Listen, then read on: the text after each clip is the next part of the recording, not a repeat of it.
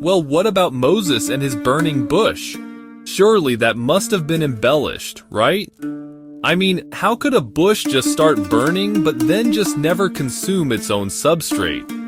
How is that even possible? Well, no, I'm pretty sure he did it. In fact, I'm pretty certain that this entire event was just some good old-fashioned St. Elmo's fire. St. Elmo's fire is one of the coolest and most elusive events in nature.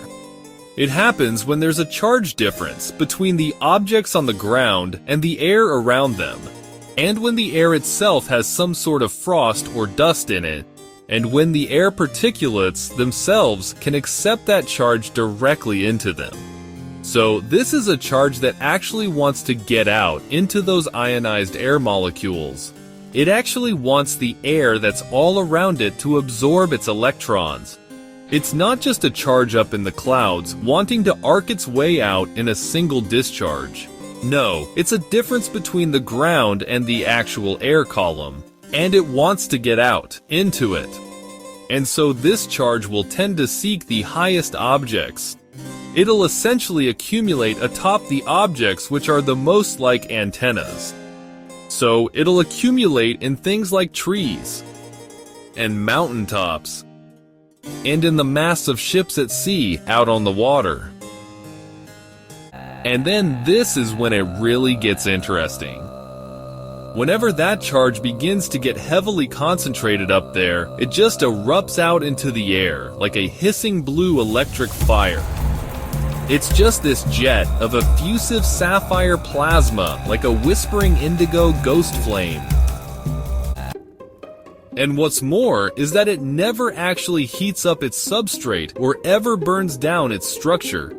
It just fizzles directly off of its most elevated extremities.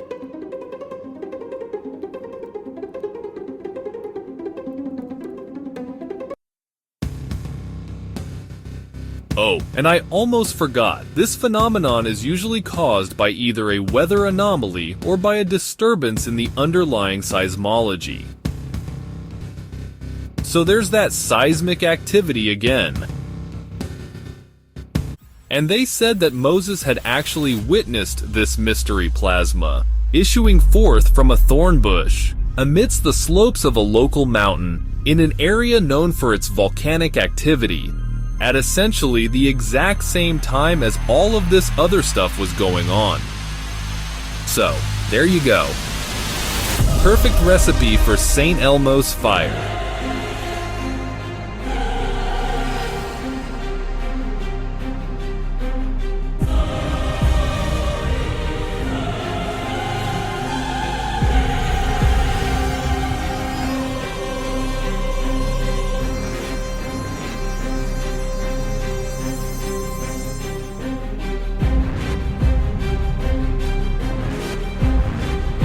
And it even says that the bush actually told him to take his sandals off, because the ground on which he was standing was holy. Well, that's a pretty lucky break that the bush actually took him aside and mentioned that. Because if it didn't, then the electrical potential in that ionically supercharged thorn bush would have reached out and touched him. And it wouldn't have been a nice touch.